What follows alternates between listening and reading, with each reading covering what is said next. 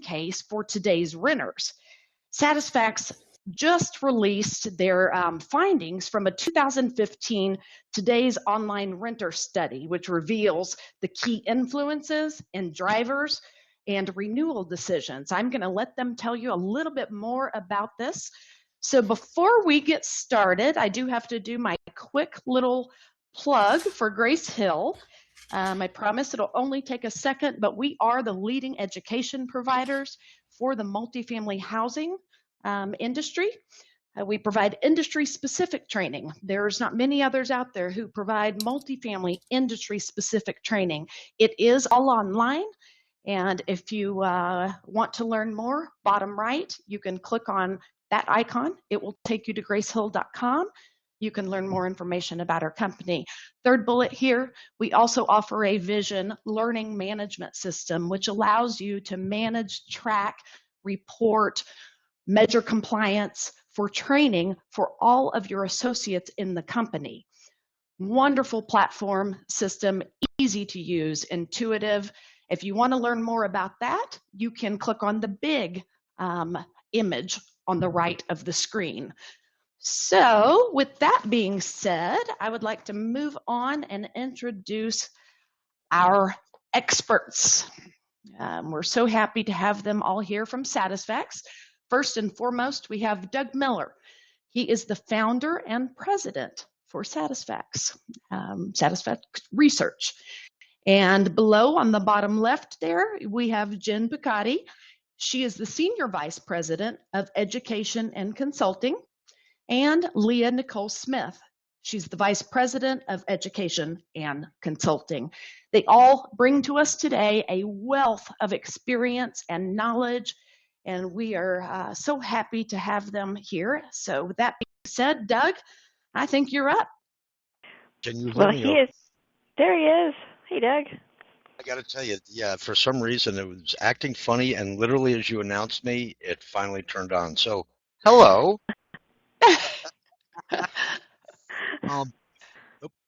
And all right, well, thank you very much for having us today. And you know, first of all, who here doesn't adore Grace Hill? You guys rock.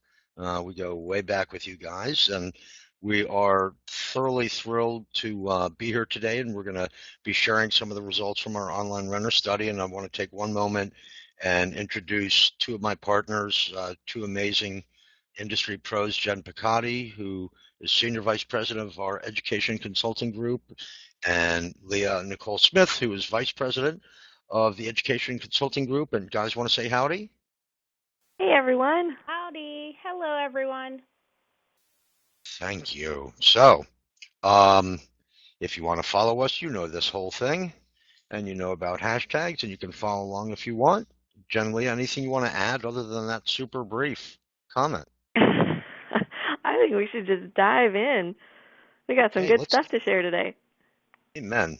All right. So as we get into this, as I said, the online renter study.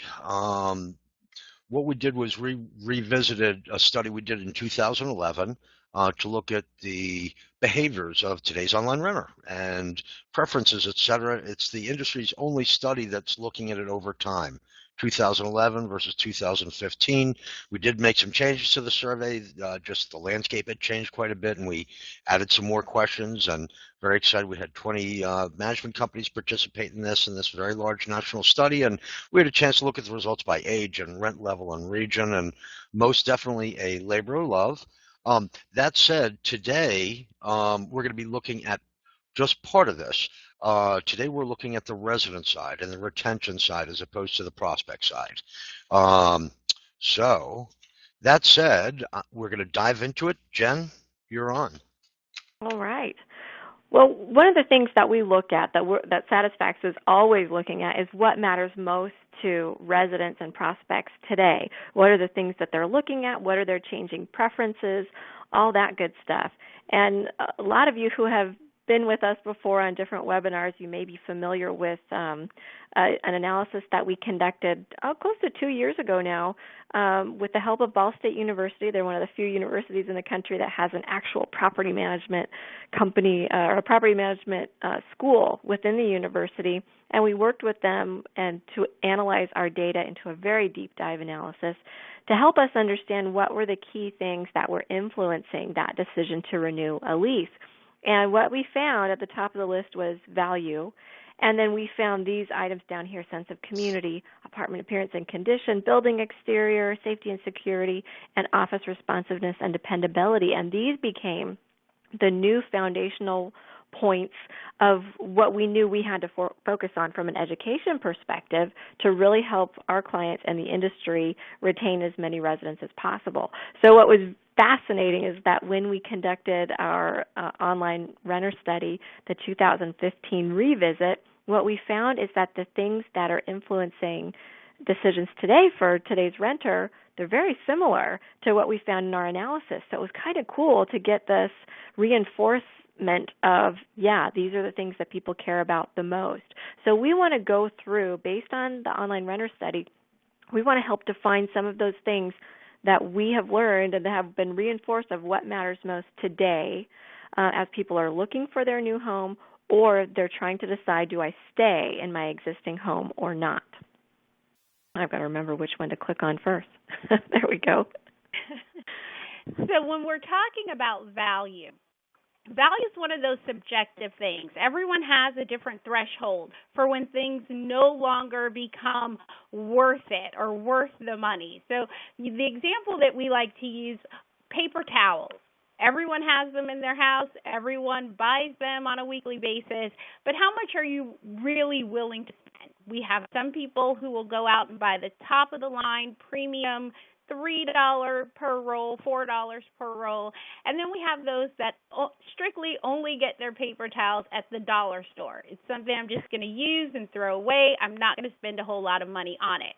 So because value is so subjective, when we're talking about residents and what motivates them to stay another year, we have to look at things outside of financial motivation. Residents know their rent's going up. It's part of the game. It is what it is. They've called around. They've shopped around. They know what a two-bedroom goes for. They are expecting a rental increase. And I think a lot of times with our retention efforts, we kind of, shoot ourselves in the foot. You look at that rental increase and you just assume that you're going to lose half of your residents. Well, residents know, and they expect to pay more. But what they don't like is paying more but getting less.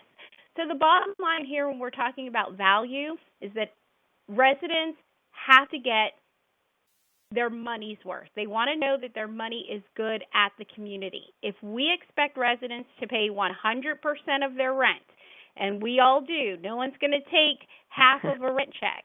If we expect residents to pay 100% of their rent, we have to make sure that they have 100% access to everything they pay for whenever possible.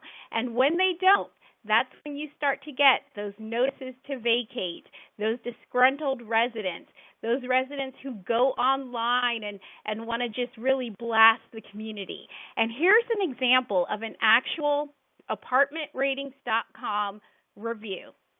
Easily the worst place I have ever had the displeasure of living.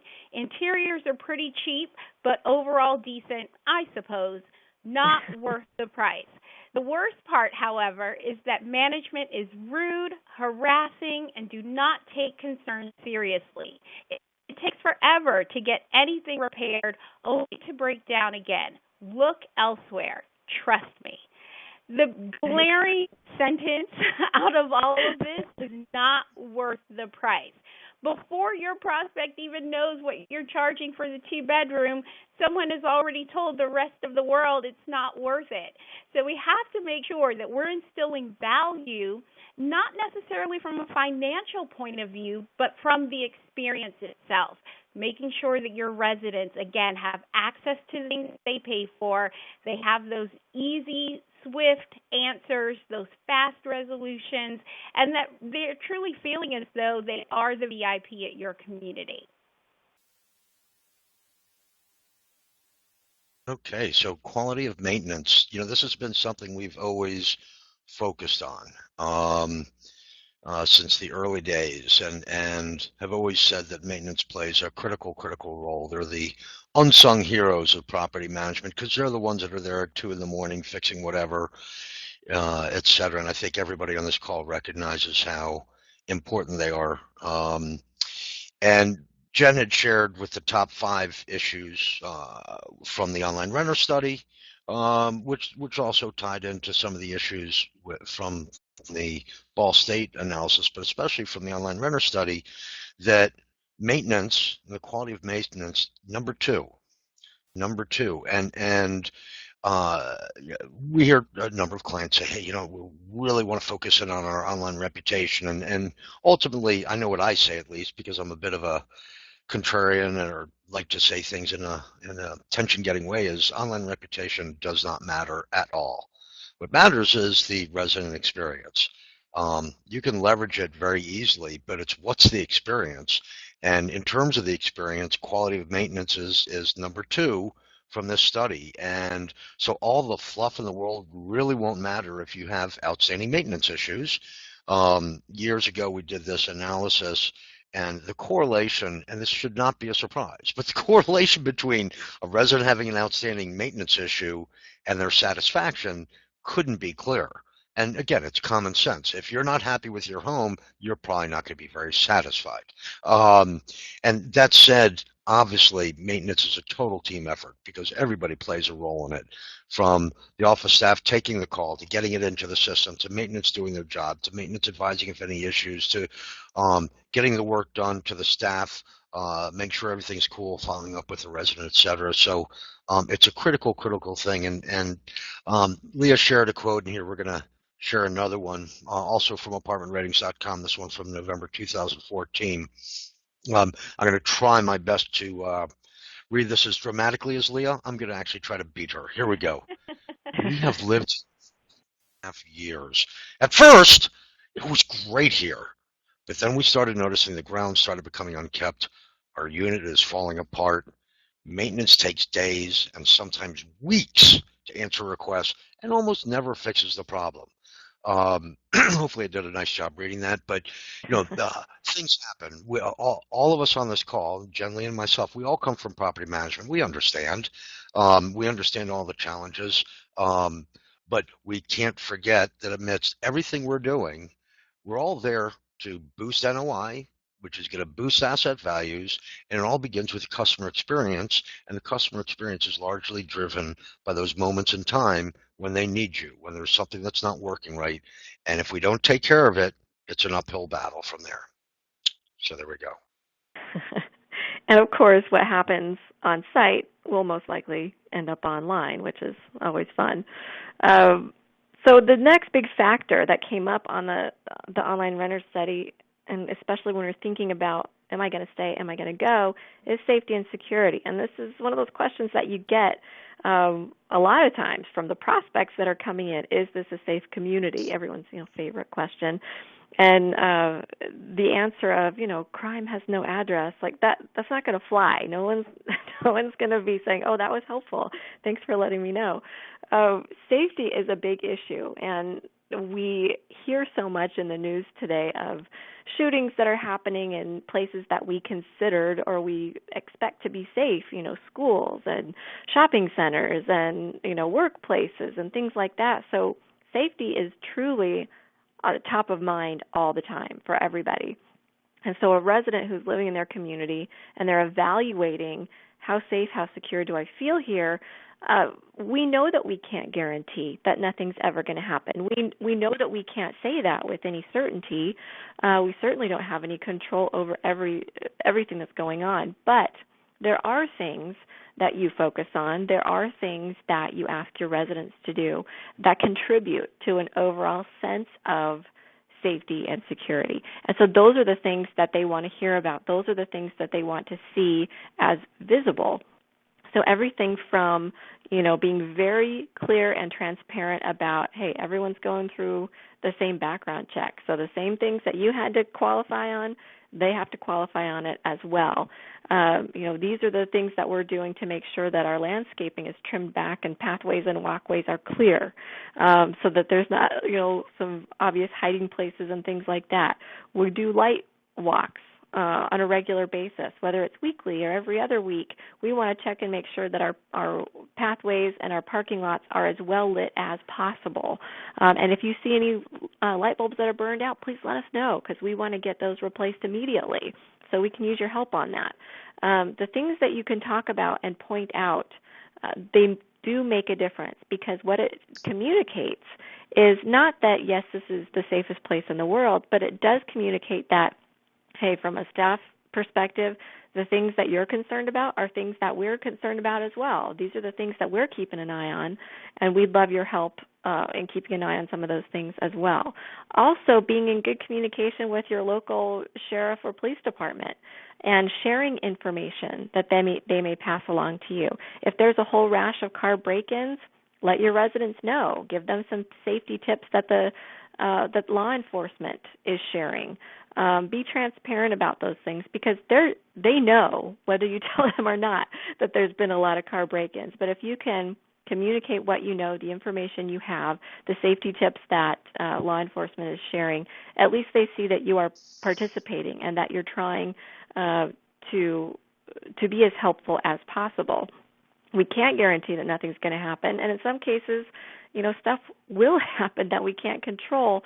But we want to show that at least we're an active participant in doing our best and not just turning a blind eye, because otherwise we'll see things like this online. So now it's my turn to do the dramatic reading. I have witnessed drug sales and use on this property. Not to mention, my child found a syringe on the grass near our unit. Security is advertised as a perk here, but we and many neighbors have had our vehicles broken into. Security that responded was a frail old man that seemed of poor health and rude. So that's awesome. We don't want those types of things to be communicated online to the world, that we have used needles and that the quote-unquote security is some mean old man. That's not what we want to be the hallmark of our particular community.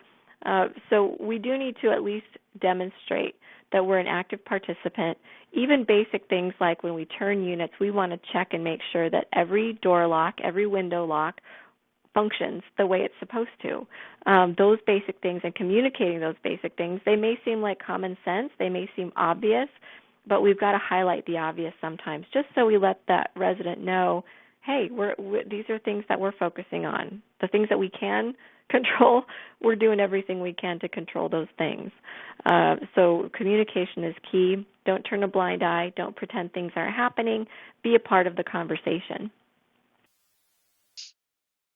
And security, that's a tough one. That's a really tough one, because we know you guys have all been trained. You can't promise, you can't guarantee. But, for a resident, if they don't feel like you're doing your part, they will take their money elsewhere. Again, talking about value and the overall experience.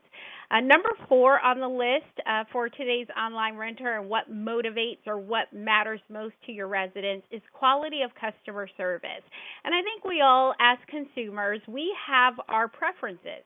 We have grocery stores that we frequent strictly because of customer service. They may not be the cheapest or the ones that have the best sales going on, but we enjoy the experience. And the same holds true for our residents.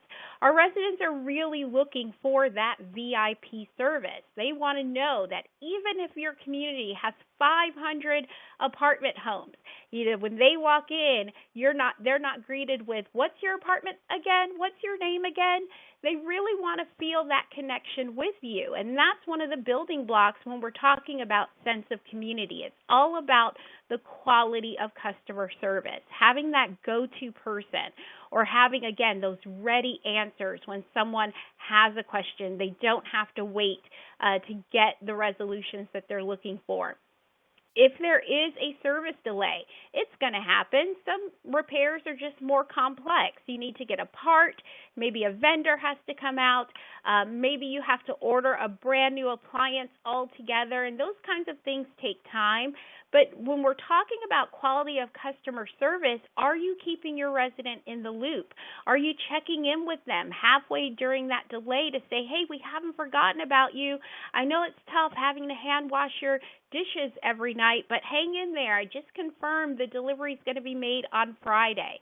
Again, residents really and truly want and need to feel as though they are the only person at your community. And I know you all probably have residents, as we have had when we've worked on site, that really do feel that way. They don't care about everyone else. It's me. It's my world, and everything that I want has to come number one. And we're juggling a lot. You're juggling a lot, whether it's prospects, turning apartments, following up, trying to get residents to renew. And that can be tough to kind of split your energy among all of the things that you have going on. But when we're talking about what impacts your residents towards renewal and towards satisfaction, we have to look at number 4, customer service. It's up there. It's pretty high on the list. Again, residents are seeking, they're looking for that true VIP experience. And when they don't get it, again, here's another example, dramatic reading on its way. Another example of residents who are just not happy with their experience. I am appalled at the fact that the landlord actually considers the building professionally managed. Not one person on the staff is professional. While the manager may not be rude, she is anything but professional. During major emergencies, she does not respond for days, and her only excuse is that she forgot her phone. This is a tough one. This is one of those where, it never fails. The fires, the tornadoes, the horrible flooding things that happen on site. Exactly, the floods. They always happen at 3 o'clock in the morning, and it can be tough to get a hold of someone. But again, you got to have those plans in place. You have to have multiple ways for residents to connect with you should they need your help, and you have to have a really streamlined process for getting back with your residents. One suggestion, and this worked out well for me when I worked on site, was in the morning, everyone had an opening duty, so that within 30 minutes of the office opening, the voicemail has been checked and cleared, calls have been returned, the drop box has been checked and cleared, any service requests that have, maybe found their way into a drop box have been entered into the property management system, and email has been checked and cleared. So you give yourselves 30 minutes. At 8:30, you start your day. By 9 o'clock, you're moving ahead with a clean slate. And it's very easy to do if you're able to delegate the responsibilities. Everyone takes something for that particular day. It's their duty. It gets done. And then you just kind of go on about the rest of your day. But quality of customer service from the point of view of the resident is paramount if you're looking at minimizing these kinds of negative online reviews, if you're looking at maximizing your retention efforts. Okay, I think as we go through this, given what we do for a living, we're always very focused on feedback from the customer. It's what we do. I'd like to say 9 to 5, but none of us work 9 to 5, obviously. But I think one thing we can never forget, we're consumers too. And I think sometimes we overreact and we don't take a second and step back and go, well, how would I react, or how have I reacted in my own life when similar things have come up? And it's not that far from the way, our parents taught us about doing the right thing and the golden rule. And we just need to be sensitive to the residents, keeping in mind, how we like to be treated as a consumer as well. All right, so number 5 on the list in terms of what drives a renewal decision is the actual apartment home. And some of you guys may be thinking, wow, that should be higher. And it typically isn't. In most analyses we do, it's always high, but not the highest, because this is a function of everything else. And what's everything else? It's a function of maintenance. It's a function of the customer service focus. Kind of common sense. If you don't have any issues in your apartment home, your satisfaction is going to be higher. If there are ongoing issues, satisfaction isn't going to be as high. Are you going to continue paying rent when you're not feeling you're getting your money's worth? We talk about value. Value isn't a thing. Value is a function of everything we're talking about. And this is all, again, driven by maintenance issues, service delivery. Again, there is a very, very clear correlation, as I mentioned before, between a resident having an outstanding maintenance issue and their satisfaction. And there's a very clear correlation between satisfaction and renewal likelihood. And again, none of this is rocket science, but a big part of what today is just we're cutting down some trees and reminding about what really matters. And the bottom line is, if somebody doesn't love their home, why are they going to want to keep calling it home? Especially when it's going to cost them more. Wait, I'm going to pay more for something I don't care that much about, and and I have all these other choices. So, kind of big picture, let's not forget what it's like to be a consumer. Let's not forget what we want and what we expect and what we're willing to do when we aren't getting what we feel is our money's worth. On the flip side, what are we willing to do? And part of that would be reduce resistance to rent increases, more likely to post positive reviews. And God knows, apartment ratings in the past certainly had a history of being very, very negative. Our clients average a 73% recommend score because when you focus on the good and you focus on the basics, everything else kind of flows from there. So, this is the last quote. I'm going to try to have this be the most dramatic reading. Okay, I'm ready. I have been living in these apartments for almost a year now, and the water is turned off every day or every other day.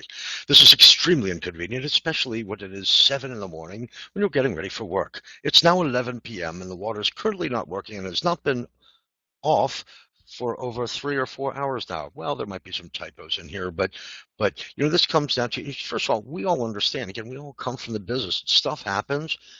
Communication is critical. Letting people know what's going on. I could belabor this point, but I think everybody certainly gets this point. Actually, there is one more. Jen, a lot of pressure on you. Can you do a British accent? Well, we'll have to find out. So the last point that has this huge impact on overall value from an existing resident's perspective is the community appearance and condition. And this has taken a lot of re-education for me personally, because when I first became a customer of Satisfax years and years ago in the early 2000s, when I was working for a property management company, when it came to action planning and looking at our survey results, community appearance and condition, in some cases it might be the lowest score, but when it came to the things that had the greatest impact on renewal decision, out of 30 or 40 things, this was listed at 32. And so I was kind of re-educated into focusing my attention elsewhere and not worrying so much about the community appearance, much to my marketing director's chagrin. She was not very happy with me because I kept deflecting. No, that's fine. Let's focus on this other stuff. But now, in very recent years, just in the past 3 years actually, the community appearance and condition has gone from number 32, 33 up to number 4, number 5. That's a pretty dramatic shift. And we were digging into, why is this the case? Why is there such a change right now? And if you think about what's been happening in the economy over the past several years, we had the big recession, and people were losing homes left and right. We also have an aging population, so we have a lot of people who are retiring and thinking about downsizing. We also have a lot of young adults who, instead of going out and getting their own place, households were being consolidated. So we had a lot of younger people who were staying at home, living in their homes with their parents or grandparents, living in a home ownership type situation. And now, with losing homes and all these other things, we have all these people that are moving specifically into rental homes and more specifically into apartment homes. So these previous homeowners or people who have been accustomed to living in a homeowner type situation, whether it's with their parents, grandparents, now they are finally moving out So we have more people moving into apartment homes that were previous homeowners that used to make the decisions about when the lawn was mowed, when the houses were painted, when the woodwork was redone, when the roofing was redone. They made those decisions before. Now they're living in your communities where you make those decisions. They no longer have the hands-on decision-making ability for those aesthetic things. But they still have pride. They still have that homeowner's pride. And so they're looking to you to make the best possible decisions about how the community appears overall. So that's increased the pressure on making sure that not just the market window is looking beautiful, but that the whole community is neat and tidy. Neatness and tidiness go a long way, and in particular, that point has been reinforced. I've been doing a lot of review sessions with clients on their survey scores, and this point has come up very dramatically and very clearly that people are looking. So it's important to be looking at your whole community, walking your entire community, those back corners, those units that are at the back of the property. It doesn't necessarily have to mean an investment of all kinds of landscaping and those kinds of things, but look at things like, is there a bare patch of dirt? Is there something we can do over there, like with mulch or something, a basic ground cover? Are all our light fixtures covered in cobwebs? Can we walk around and knock those cobwebs off the outdoor light fixtures to get it looking neat and tidy? Those types of things, the more you can look at that with a critical eye, that neatness and tidiness, it takes years off the property, believe it or not. So that kind of focus makes a big difference. And when you're not doing that is when you see awesome reviews like this. Horrible mold problems throughout the property, loads of ants, and some mineral-type deposits that drip from the carport and leave spots on all the cars. Yuck. So those types of things, look at it from a homeowner's perspective. If you were a homeowner and you were walking around these buildings, walking around these amenities, would you be saying, oh, I've got to do something about that soon? Or would you say, hey, I am proud to live here. I'm excited to have my friends and family come visit me here?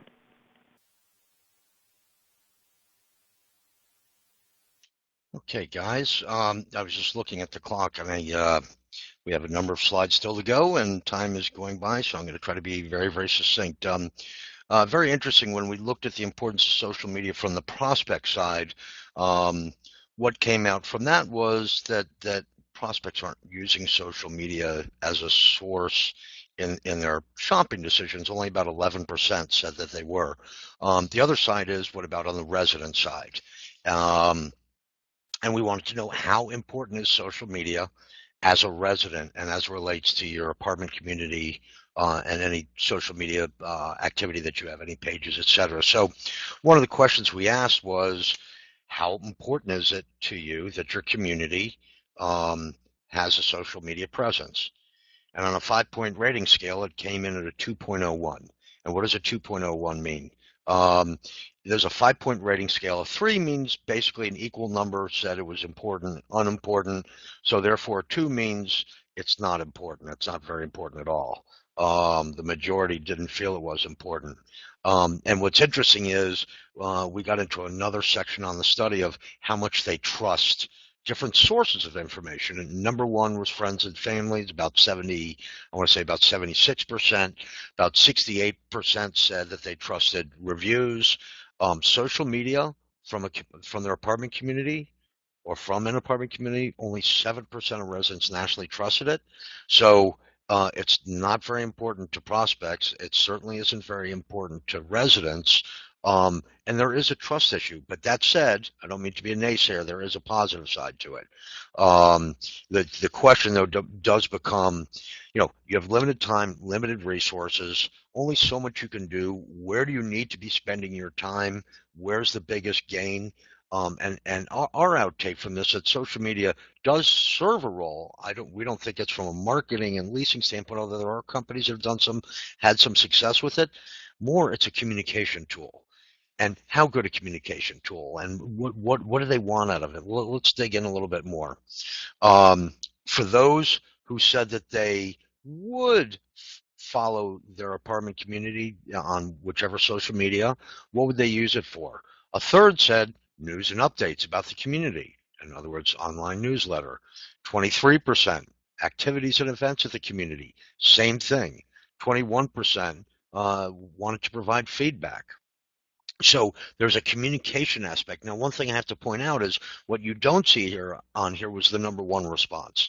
The number one response when asked, why would you view a community's social media pages? The number one response cited by almost 51% of residents nationally was that they would never even view their property's social media pages. So again, one has to think about what's the best use of time and resources and where should that attention be directed. From there, we wanted to know what percentage of residents follow their community on various, of the social media options that are out there. And I think you're going to be stunned by the next page. And here we go.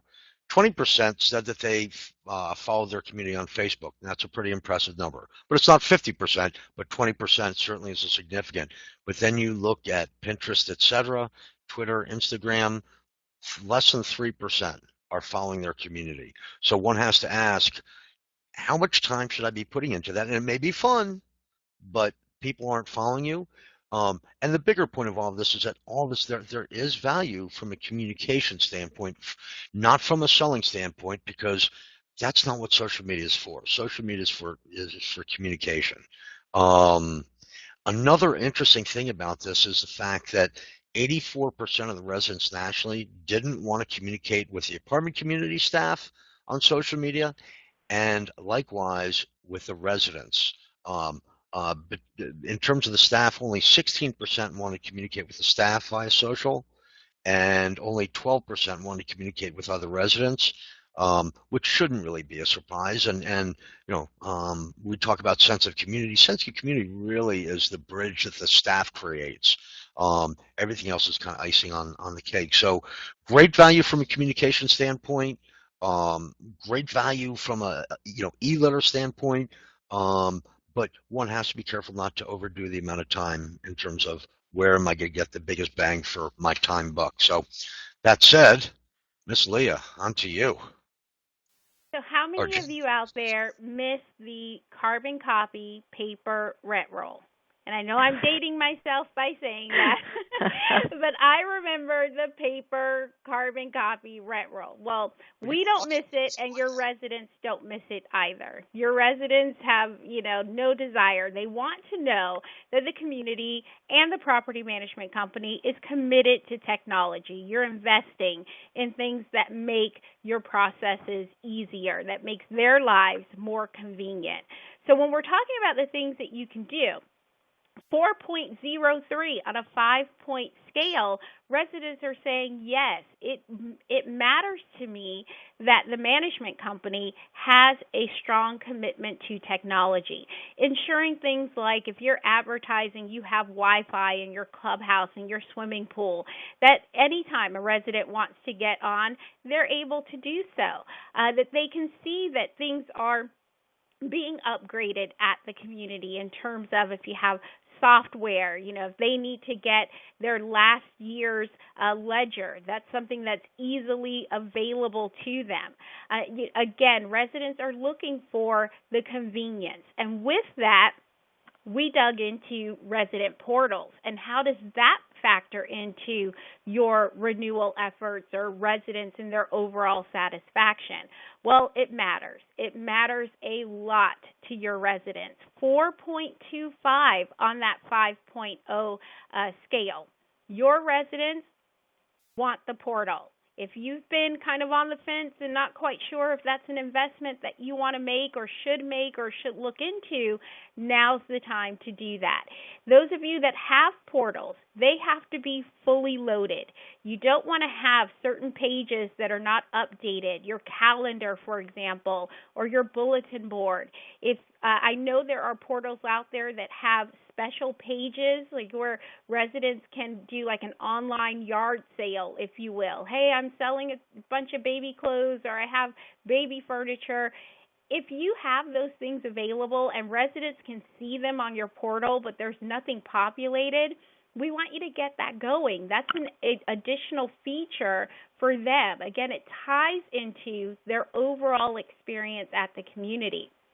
So when we're talking about portals with your residents and we're asking them the things that, why would you use a community's portal? What are some of the reasons that you would go log in and access the various features of the portal? Number one is to pay rent.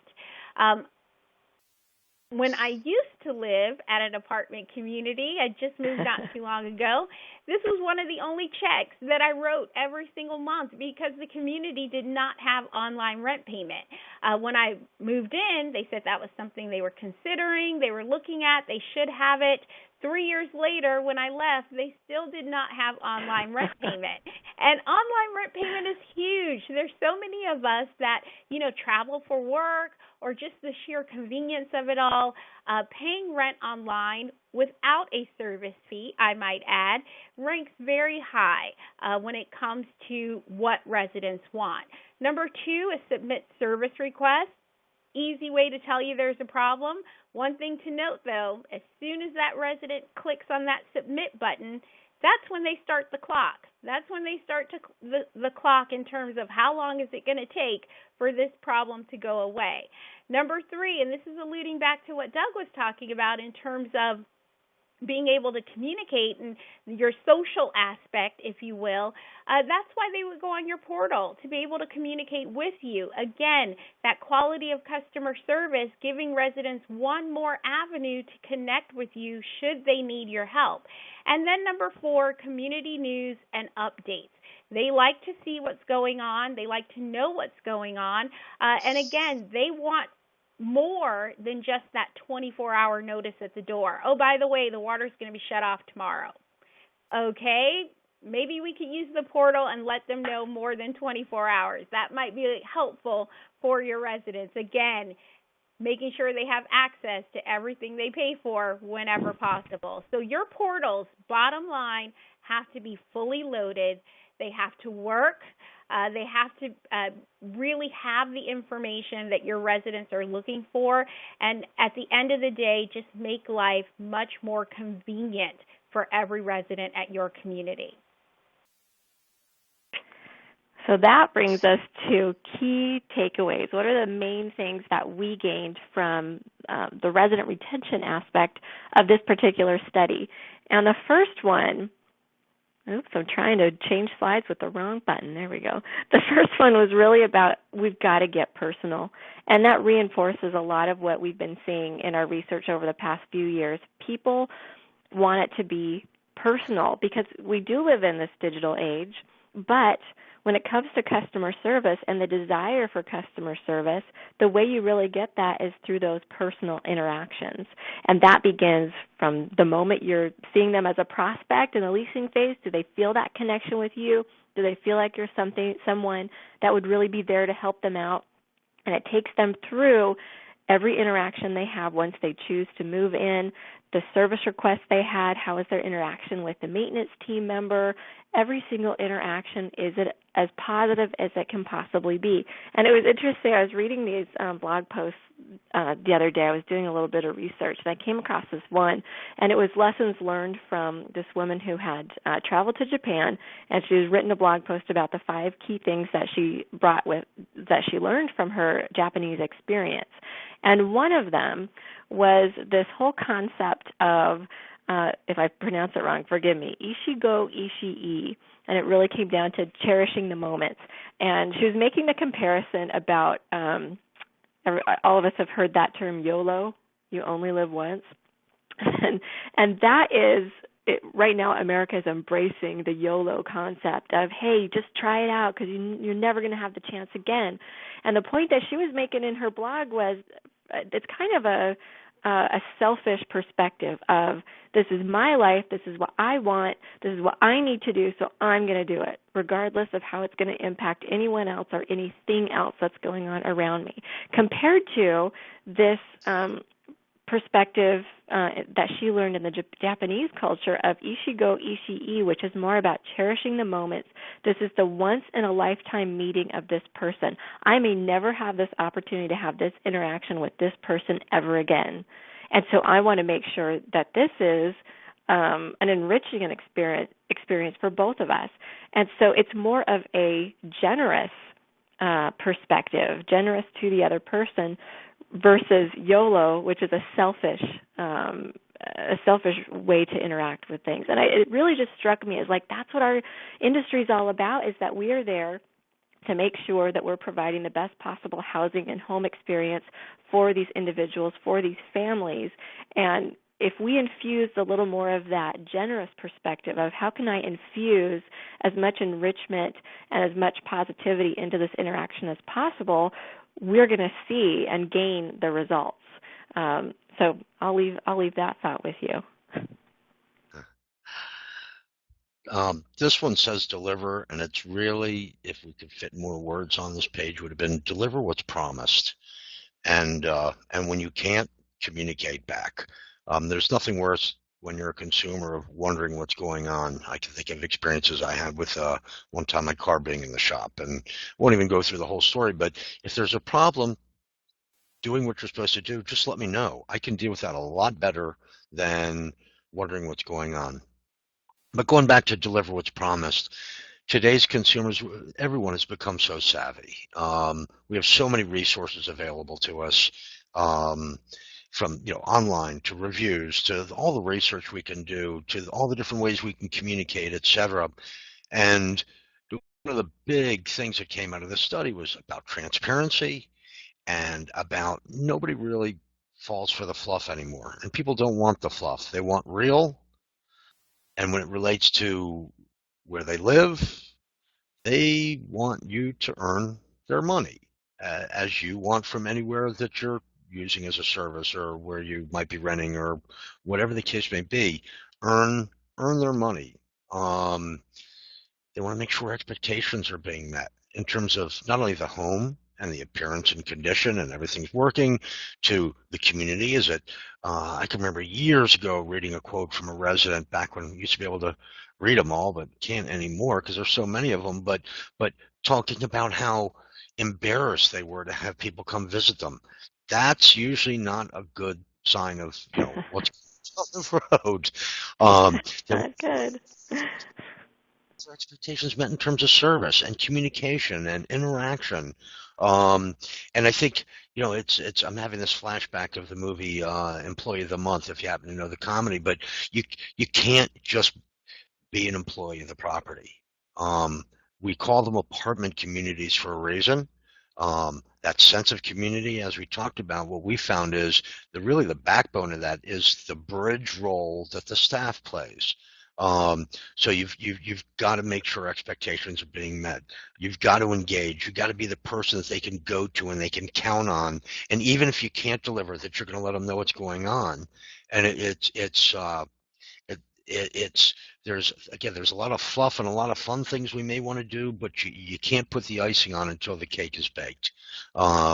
So we just really need to focus on making sure people are getting their money's worth.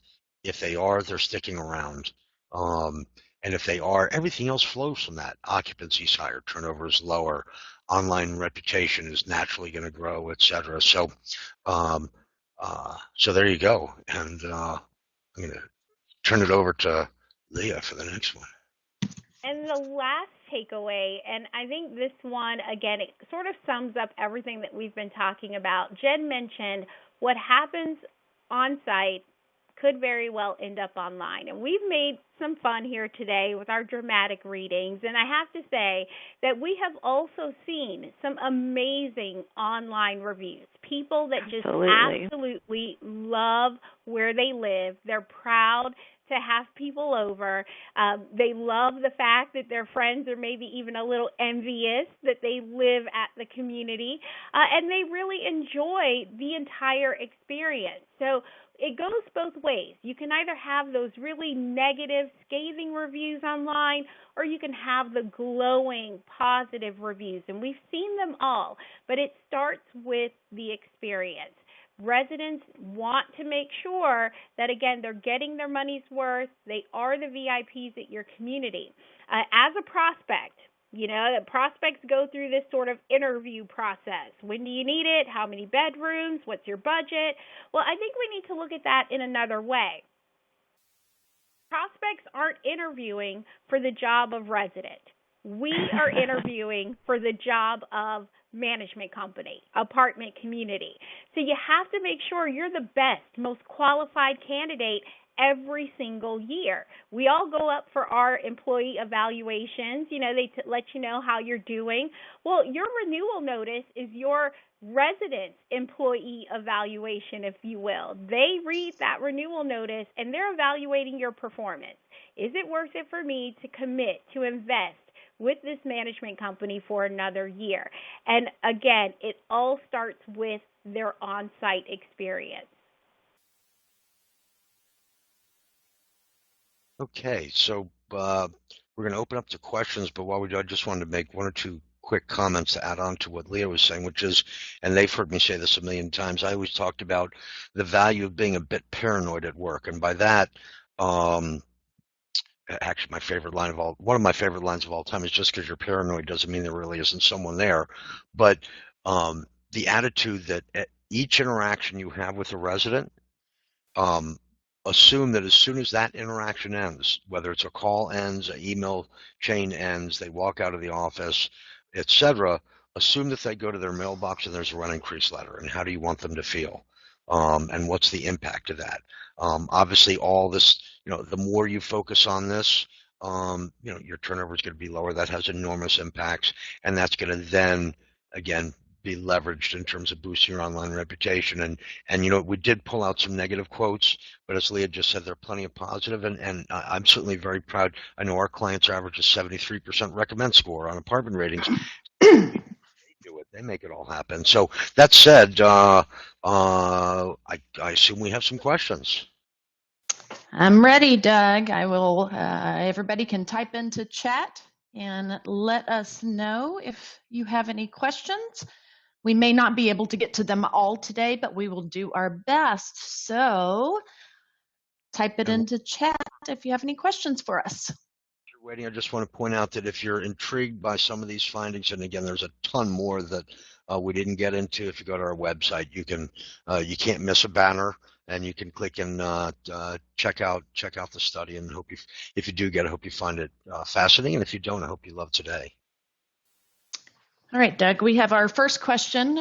They are asking for tips on requesting their management company to spend money on curb appeal and interior updates. Do you have any tips to give them on that? And that's from Elizabeth. So thank you, Elizabeth, for your question.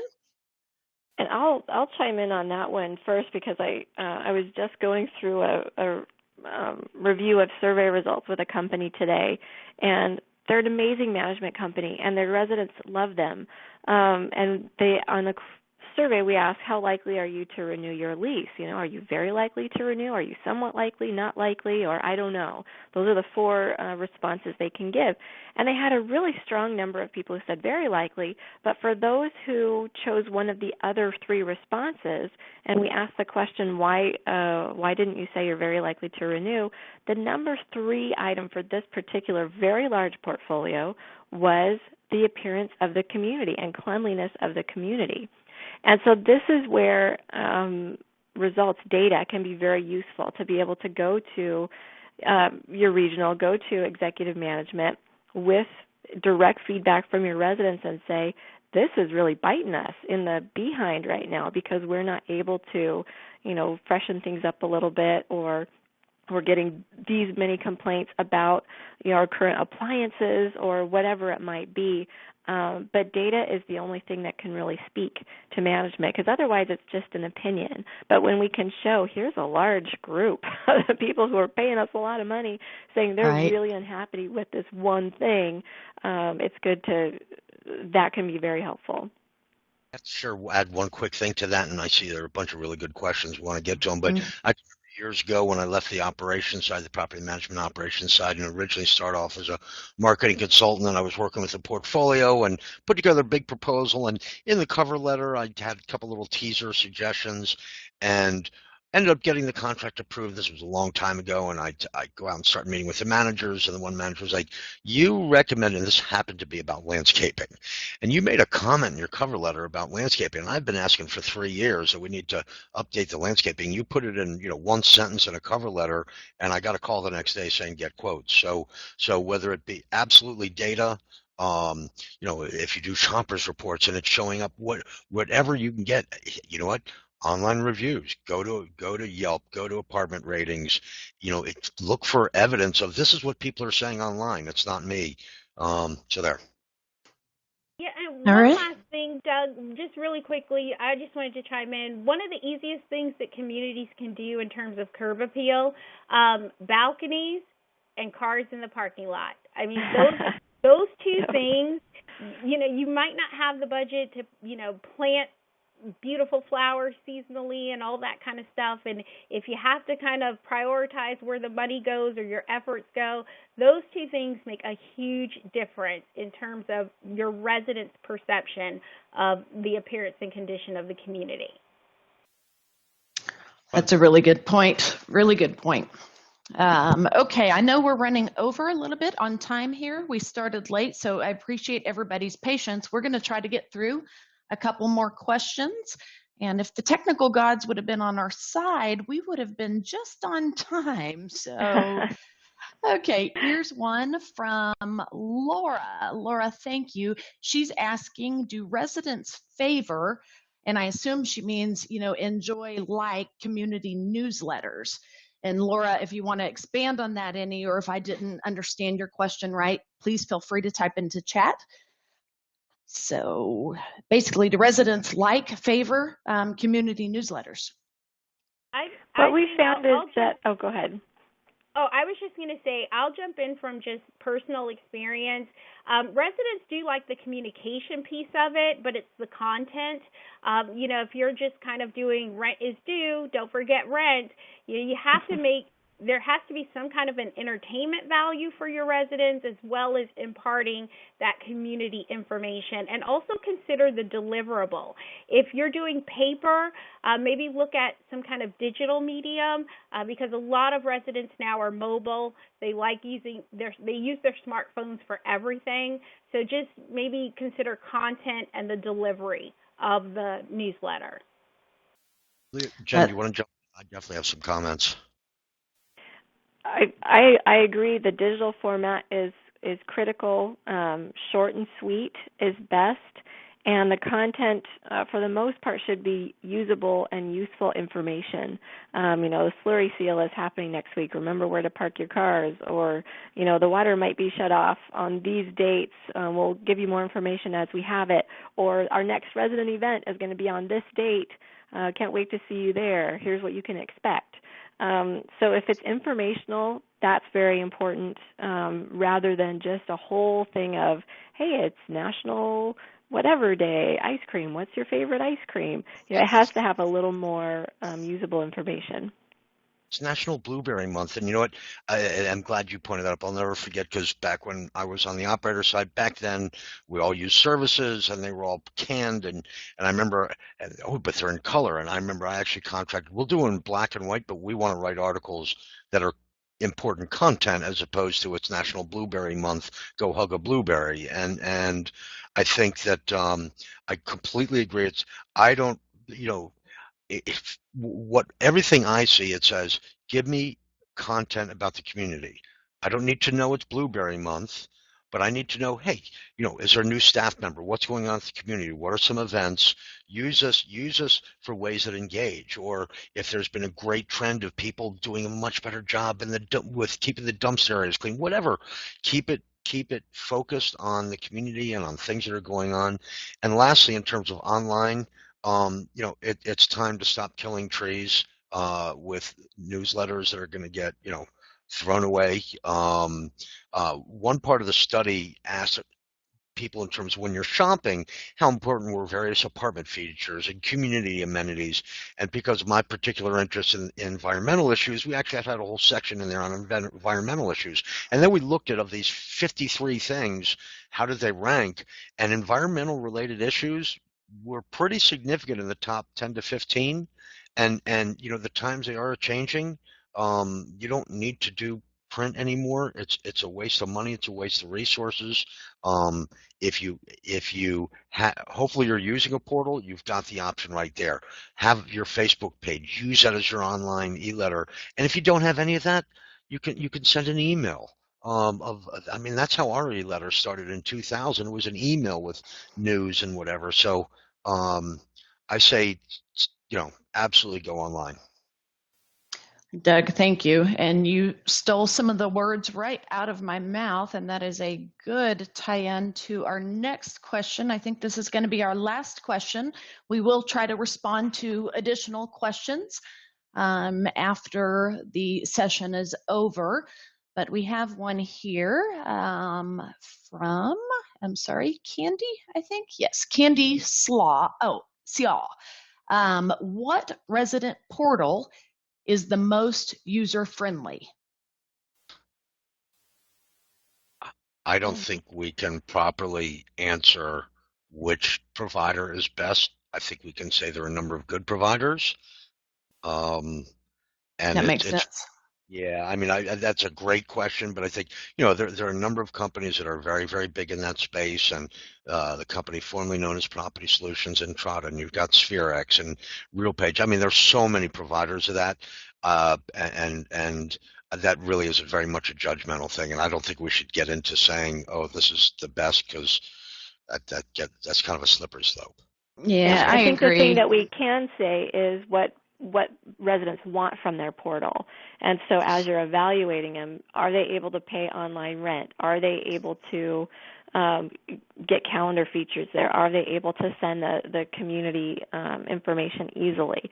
So know what you want to accomplish and what your residents want to accomplish as you're evaluating the different providers and the ease of use. I completely agree. And also, I mean, you can have company preferences that vary from provider to provider. So I think that it's important that you choose the one that best fits your company needs, your community's needs. Okay, we are going to just take one quick more and then we're going to wrap this up. How do we find that fine line of enforcing the lease and community policies and keep the residents happy? That's a deep question. It's our last one, and then we'll wrap this up. Well, I'll jump in. I'll jump in on this one because that was my world not too long ago. I think really residents first off have to understand the community policies. A lot of them fly through their leases, initial sign, and okay, give me my copy. But taking the time to really understand what these community policies are, why they're in place. Now, if you have some that maybe have been in place for a long time. Could stand to be revisited. I don't know because I don't know specifically what community policies they're talking about. But it's really more so making sure the residents understand what they're signing, they're willing to adhere to it, and that you guys are holding them accountable. I know. I mean, in my time on site, we had residents that seemed to get away with everything. We could never catch them, but whenever another resident, they were always the one to see the barbecuing on the balcony, or they were the ones to see the violation happening, and it made it look as though we didn't care or we weren't on top of it. So you can't let anyone slip through the cracks. As soon as you're made aware of it, you got to tackle it right away and communicate to your residents on an ongoing basis. If there's a change in the pool policies or pool season is coming up, hey, by the way, here's the reminder of what the policies are, fitness center, whatever it is. You kind of have to hold them to it in the beginning, make sure they understand it in the beginning, and hold them to it all throughout the year. But if they're unreasonable, might be time to revisit, or outdated, might be time to revisit. And it is important to revisit it on a regular basis, because if your team doesn't understand why you have a certain policy, then that's not going to be a good conversation when the resident's like, well, this is ridiculous. Why am I only allowed one pool guest during the summer? Really? And if your team doesn't know a good answer, then that might be a good policy to revisit. Why are we doing this? Is this just some random thing that some former property manager put in place because of one incident? Or have there been liability issues that we need to be sensitive to, et cetera? But if your team is not going to enforce it, if the property management company overall is not going to back you up in enforcing it, might be time to rethink some of those policies. But if you're consistent and if you communicate consistently and you're holding everyone accountable and people can see that everyone is being equally held accountable, they do appreciate the fact that you are doing what you said you were going to do in that original lease agreement, because they agreed to abide by those rules, but that also means that the community is agreeing to uphold those rules as well. Can I jump in for a second? I saw an awesome question here, and there were a bunch of them, but I mean, is it okay if I respond to the one about how high of an increase is too high?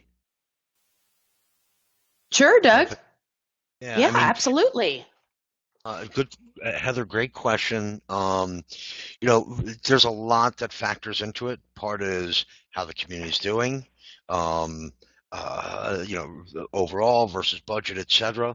Part of it is having a sense of where you fit into your submarket. If you're already the top end and you're 91% occupied, I'm going to think that's going to say don't be crazy with it. On the other hand, if you're below the market averages and you're 99% occupied. When I first got into property management, I was very fortunate. I had some incredible people that I could learn the business from, and I'm sure most of you guys have heard this, but the old rule was if you're 100% occupied, your rents are too low. There is a magic number. You don't want to be 100% occupied, but so you have to look at where you fit into the submarket, how you're performing overall. You have something about how long, how long they've been living there. I personally believe that a long-term resident should never be paying market. That's just the way I work. I'm not saying that's the way other companies should be. But I think there needs to be a reward for longevity. We all kind of expect it. I mean, we get it in different forms today, whether it's frequent flyer miles or whatever the case may be. But again, I think it's a case-by-case basis of how's the property performing, where are you in the market.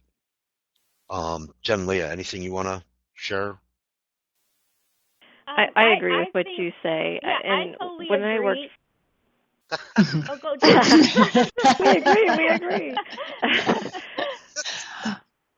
In the property management company I worked for, we put a rule in place that long-term residents, anyone who had lived there longer than 3 years,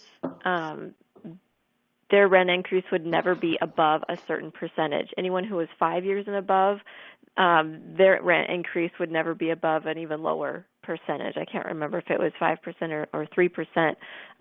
But it really did reward those long-term residents, because if you look at the breakdown of your community, how many of your residents are truly living there longer than 3 years, longer than 5 years?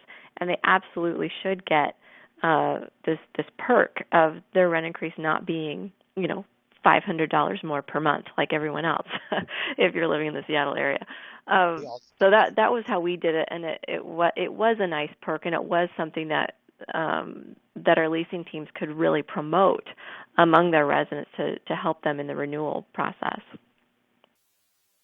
After you, then I got one last point. Okay, well, my last point is, there are going to be residents that rents are going to increase, and I think when you're issuing those renewal notices, you're going to have to be able to stand behind that. Yes, the rent's going up $50, it's going up $100. Just make sure that money you're asking for, those service levels are matching that you're able to ask for this money confidently and not asking for it like, oh my goodness, I think we're going to lose some residents. Some, it will be out of their budget. Some will have those life changes and they will have to move for various reasons, relocation, new job, you name it. But the ones that you do have the potential to save, you're only going to be able to do that by backing it up with that overall experience. Rent's going to go up. Unfortunately, or fortunately for us, but unfortunately for the resident, rents will increase. And one of the you look at what's happened nationally in terms of, let's get real, in terms of compensation and what's happened in terms of, a cost of living adjustment is now considered a raise. We may go, it's only a 5% increase, but the average American's getting a 2% cost of living adjustment, maybe.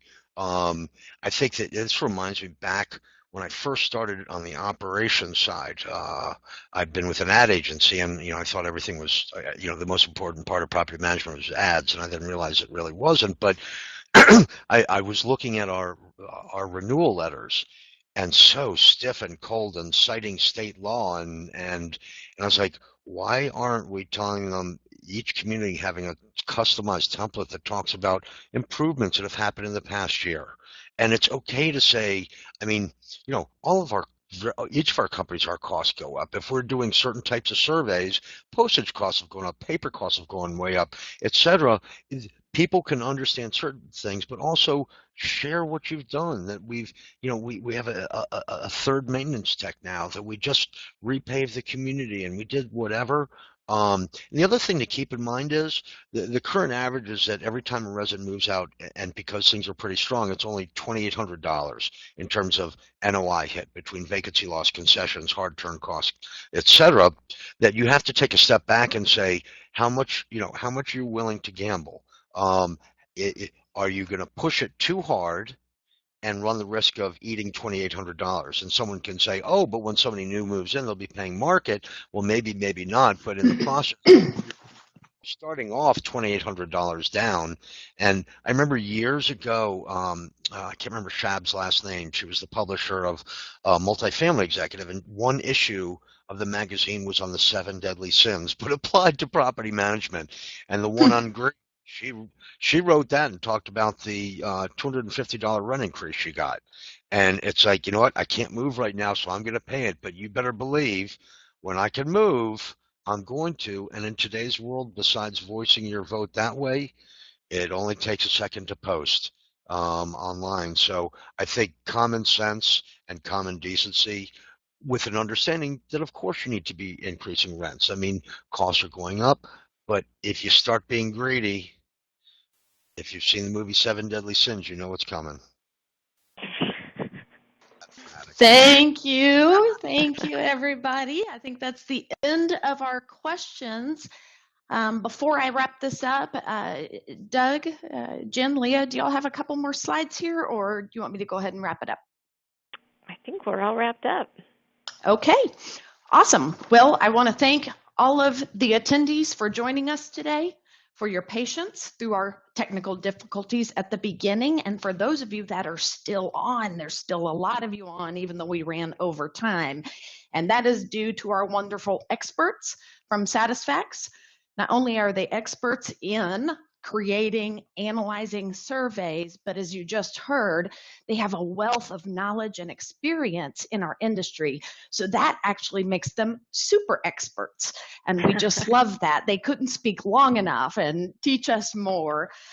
We will try to follow up with each of you that had questions that we were not able to get to. This session is being recorded. Terry, you want to put a link where they can go to click on the recording? It will probably be by the end of the day. It does have to process. By the end of the day, that recording link will be up there.